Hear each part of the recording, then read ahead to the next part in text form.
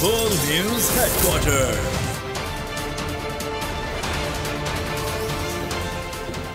अस्सलामुअलैकुम। बोल news headquarters में कहेंगे आपको खुशामदीद। मैं हूं आपके साथ बुशरा हक। मैं हूं अरबाब जहांगीर और मैं हूं महाविश निसार। हेडलाइंस आपने मुलाहिजा की। बुलेटिन में बात होगी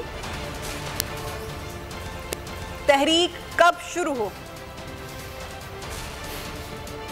मार्शल लॉ कौन चाहता है, स्पीकर से पीटीआई का सवाल,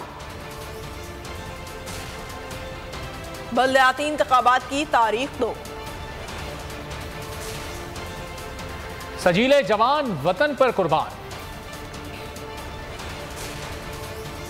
और कीवीज भी हरा देंगे।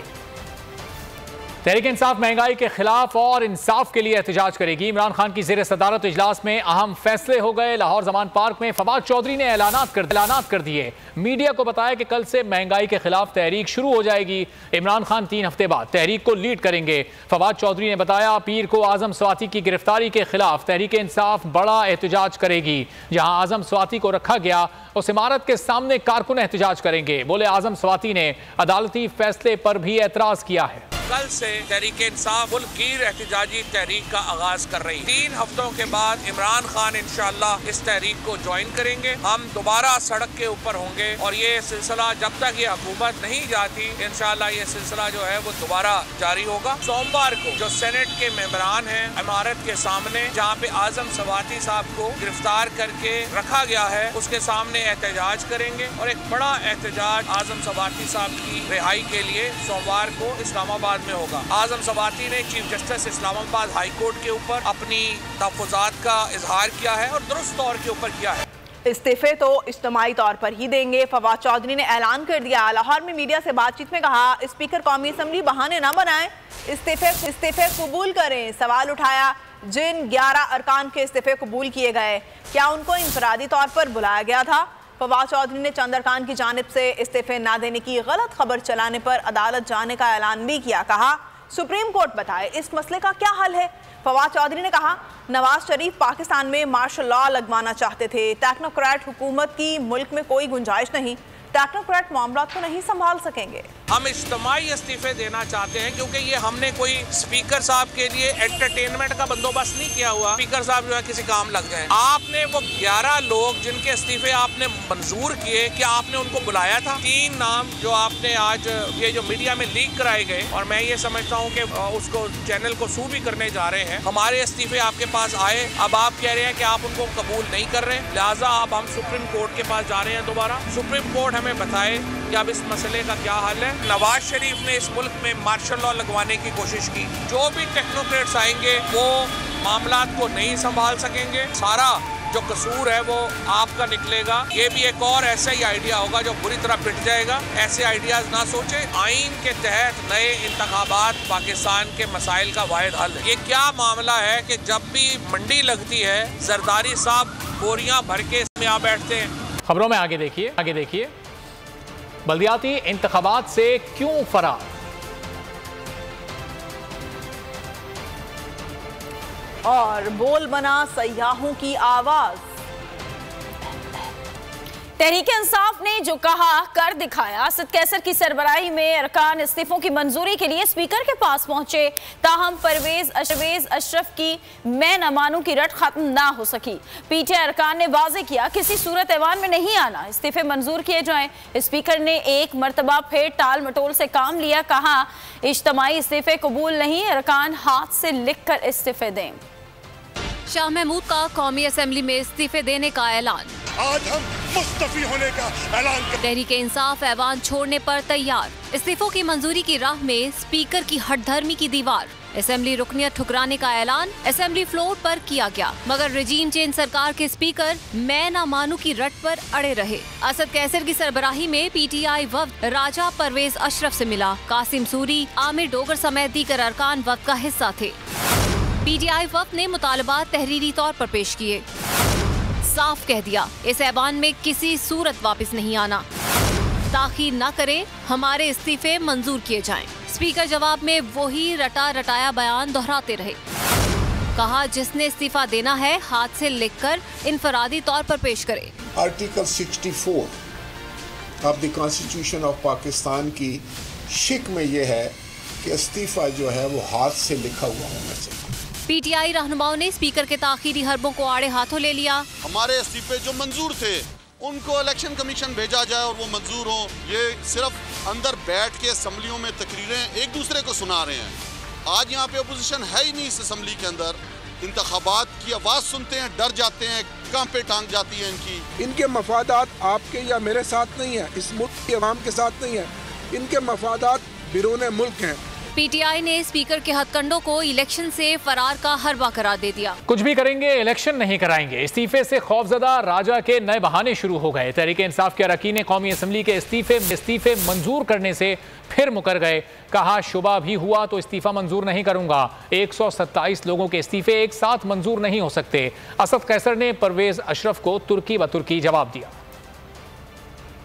सबसे पहली आर्टिकल 64 अब द कॉन्स्टिट्यूशन ऑफ पाकिस्तान की शिक में ये है कि इस्तीफ़ा जो है वो हाथ से लिखा हुआ होना चाहिए। हम समझते हैं कि स्पीकर का साहब का ये फैसला जो है ना बाइस्ड है। वो बाइस इसलिए है कि एक तरफ आप फैसला करते हैं कि मुझे सारे के सारे आ जाएं मेरे साथ जो है ना हैंड राइटिंग पे दे दें, और दूसरी तरफ जो है ना आप फिर 11 लोगों की रिजिग्नेशन मंजूर करवाते हैं। जिस वक्त इस्तीफ़ा स्पीकर के पास आता है तो स्पीकर उस मेंबर को बुलाएगा और बिल्कुल प्राइवेसी में, कॉन्फिडेंस में उनसे ये बात करेगा कि क्या आपने ये इस्तीफ़ा खुद लिखा है और क्या आप जो है आप पर कोई दबाव, कोई प्रेशर, कोई ऐसा मामला तो नहीं है। हमने उससे पूछा स्पीकर साहब से कि क्या ये जो हमारे 11 MNAs ये जो आप लोगों ने डीनोटिफाई किए थे, क्या वो आपके पास आए थे? क्या उसने आपके पास जो है ना कोई रिटर्न में दिया था? उसके पास कोई जवाब नहीं था। वो सारे आपके दोस्त जो थे जिन्होंने इस्तीफे दिए उनमें से कुछ लोग तो कोर्ट में चले गए और उन्होंने अदालत में जाकर कहा कि ये इस्तीफे जो हमसे लिखवाए गए थे और हमें ये तासुर दिया गया था कि ये तो हम हुकूमत पे दबाव के लिए इस्तेमाल करेंगे और ये इस्तीफे नहीं होंगे, लिहाजा मैंने तो इस्तीफा नहीं दिया। शाहबूब कुरैशी साहब उस दिन खड़े हो गए, उसने फ्लोर पे कहा और तमाम MNAs जो है ना उसके साथ इकट्ठे खड़े हो गए। उन्होंने एलानिया कहा कि हम अपनी सीट से रिजिग्नेशन दे रहे हैं। जावेद हाशमी साहब ने भी इस तरह किया हुआ था और सुप्रीम कोर्ट के अंदर वो केस गया भी और उन्होंने इसको कैटेगरिकली कहा कि जो फ्लोर पे आके बात करता है उसकी रिजिग्नेशन जो है ना मंजूर होती है। पीटीआई सेनेटर्स का कहना है कि मुल्क में आइन, कानून और इज़हार राय पर वार किए जा रहे हैं। आजम सवाती की गिरफ्तारी और अरशद शरीफ का कत्ल इस सूरत हाल की बदतरीन मिसालें हैं। लाहौर में मीडिया से गुफ्तगू में वसीम शहजाद ने कहा कि यह फैसला किया गया है कि चाहे आजम सवाती का मामला हो या अरशद शरीफ के साथ जो हुआ, हम हर सतह पर इंसाफ के लिए जदोजहद जारी रखेंगे। एजाज चौधरी ने कहा, चेयरमैन तहरीक इंसाफ इमरान खान ने हिदायत की है कि सुप्रीम कोर्ट के सामने एहतजाज जारी रखें। जहां आजम सवाती को रखा गया है वहां भी एहतजाज किया जाए। उनका कहना था, हमारा एक ही मुतालबा है, आजम सवाती को फिलफौर रिहा करें। इस मुल्क में जो दो वाज़े मयार हैं कानून के, वो जितने वज़ाहत के साथ अब नजर आए शायद पहले ही कभी नजर नहीं आए। हमने देखा जो मफरूर है, जो इश्तिहारी है, वो पाकिस्तान में आ रहा है। आने से पहले उसको ये भी पता होता है कि उसको जमानत मिलेगी, मगर दूसरी तरफ हमने आजम सवाती का केस भी देखा कि किस तरीके से उनको अभी तक जमानत नहीं मिली। कि हम अपने ये सियासी जद्दोजहद जो आइन की बालादस्ती के लिए है, जो कानून की हुक्मरानी के लिए है, जो पाकिस्तान में जिसका शिकार हम आजम सवाती को देख चुके हैं, जिसका शिकार हम अरशद शरीफ को देख चुके हैं, इस जद्दोजहद को जारी रखेंगे। जनाब चेयरमैन ने तमाम सेनेटर्स को बुलवाकर ये हिदायत की है कि प्रोटेस्ट जारी रखें सुप्रीम कोर्ट के सामने भी, जहां पर उनको रखा गया है उस इमारत के सामने भी प्रोटेस्ट करें और उनकी रिहाई के लिए जोर डालें। हम यहाँ से पहला मुतालबा करते हैं सेनेट चेयरमैन से, उनके प्रोडक्शन ऑर्डर फिल फॉर जारी किए जाए। और सिर्फ इंतखाबात कराने का जिम्मेदार इदारा इंतखाबात नहीं करा सकता। इलेक्शन कमीशन ने इस्लामाबाद में 31 दिसंबर को शहरी हुकूमत के लिए वोटिंग कराने से माजरत कर ली। इस्लामाबाद हाईकोर्ट ने इंतखाबात के लिए हतमी तारीख मांग ली। पीटीआई अरकान इस्लामाबाद रीजन के सदर अली नवाज अवान कहते हैं, PDM जमहूरियत की मुखालिफ है, इसलिए इंतखाबात से भाग रही है।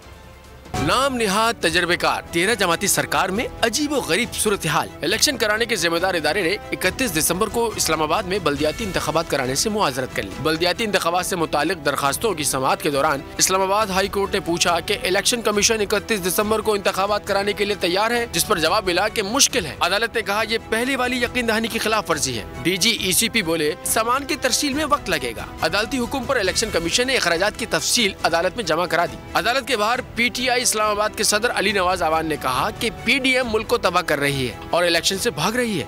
और अब इस्लामाबाद में तीसरी दफा इलेक्शन से भाग रही है। और भागने की वजूहत क्या है? भागने की वजूहत सिर्फ ये है कि जमहूरियत को नहीं मानते, कि जमहूरियत का राग तो अलापते हैं हर वक्त, पर जमहूर को पावर नहीं देना चाहते। कराची हैदराबाद के बल्दियाती इंतखाबात भी कई मरतबा मुलतवी हो चुके हैं। तारीख आने के बाद भी सिंध हुकूमत इलेक्शन मुलतवी कराने के लिए कई खतूत लिख चुकी है। और बोलने जगाया तो इंतजामिया को होश आया। मुजफ्फराबाद पीर शनासी में फंसे 250 सयाहों को रेस्क्यू कर लिया गया। सयाहों को रेस्ट हाउस पहुंचा दिया गया है। सयाहों को खाना भी फराहम किया गया है। कमिश्नर मुजफ्फराबाद के मुताबिक तमाम सयाहों को अपने रिहाइश गाहों पर पहुंचा दिया जाएगा। इसी बारे में मजीद तफसील जानेंगे बोल न्यूज के नुमाइंदे बशारत मुगल से। बशारत, इस वक्त किस हालत में है तमाम सयाह? जी बिल्कुल, बोल ने खबर ब्रेक की कि पीर नासिम के मुकाम पे बड़ी तादाद में स्याहों की गाड़ियां फंसी हुई हैं और वो लोग शदीद परेशानी से दोचार है। इंतज़ामिया हरकत में आई। वज़ीर-ए-आज़म आज़ाद कश्मीर सरदार तनवीर इलियास ने फौरी इंतज़ामिया को हदायत जारी की। इंतज़ामिया पीर नासिम मौके पर पहुँची और इस वक्त तक डिप्टी कमिश्नर मुजफ्फराबाद के मुताबिक 233 जो स्याह हैं उनको बाहिफाजत सड़क के मुकाम पर मुंतकिल कर दिया गया है। बोल की इस खबर पे इंतज़ामिया हरकत आई। ये क्रेडिट बोल को जाता है। बड़ी तादाद में मुल्क के तूल से आने वाले सयाह और वहाँ फंसे हुए शहरियों को इस वक्त इंतज़ामिया रेस्क्यू करके उन्होंने सरा पहुँचा दिया है। और वज़ीर-ए-आज़म आज़ाद कश्मीर सरदार तनवीर इलियास की हदायत के मुताबिक इंतज़ामिया ने जो फंसे हुए सयाह थे और साथ जो शहरी थे, मुजफ्फराबाद मारूफ सियाती मुकाम पीर नासी के ऊपर इस वक्त शदीद बर्फबारी हो रही है। फिसलन के बायस गाड़ियाँ जो फंस चुकी थी उनके लिए अब खाने का भी इंतजाम कर दिए गए और इस वक्त जो जुमला फंसे हुए सयाह और ठीक है, बहुत शुक्रिया बशारत मुगल अपडेट करने के लिए। पीर शनासी में 200 से 250 अफराद फंसे हैं। कमिश्नर मुजफ्फराबाद मसूदुर रहमान ने ऑपरेशन से पहले बोल न्यूज़ को बताया कि वहां शाम के वक्त बर्फबारी हुई थी। फंसे अफराद को करीबी होटल्स में मुंतकिल किया गया है। उन्होंने कहा कि परेशानी की बात नहीं है। एरिया है, वहाँ तक हमारी एक्सेस मौजूद है और वहाँ से ऊपर भी बहुत ज्यादा बर्फ नहीं पड़ी है, लेकिन ये जो टूरिस्ट हैं ये 4x2 गाड़ियों में गए, जिनको बर्फ की वजह से आराम से नीचे लाना जो है ना वो पॉसिबल नहीं है। तो इस वक्त जो वो एरिया है जहाँ पर ये क्या रुके हुए हैं, बिल्कुल फंसे हुए नहीं है, वो रुके हुए हैं। हिफाजत के पेश नजर अभी हमने अपनी गवर्नमेंट की रेस्क्यू 1112 की पुलिस एडमिनिस्ट्रेशन की जो गाड़ियाँ हैं वो वहाँ पर पहुँचा दी हैं। वहाँ पे लोकल होटल्स और हमारे गवर्नमेंट के रेस्ट हाउसेज मौजूद हैं, जिनके अंदर इन लोगों को आर्मी तौर पर हमें अकोमोडेट करने की कोशिश कर रहे हैं और अगले 1.5 से 2 घंटों के दौरान इन तमाम लोगों को इंशाअल्लाह बिल्कुल हिफाजत के साथ मुजफ्फराबाद शहर के अंदर। मलका कोहसार मरी में मौसम सरमा की पहली बर्फबारी, सयाहों के चेहरे खिल उठे।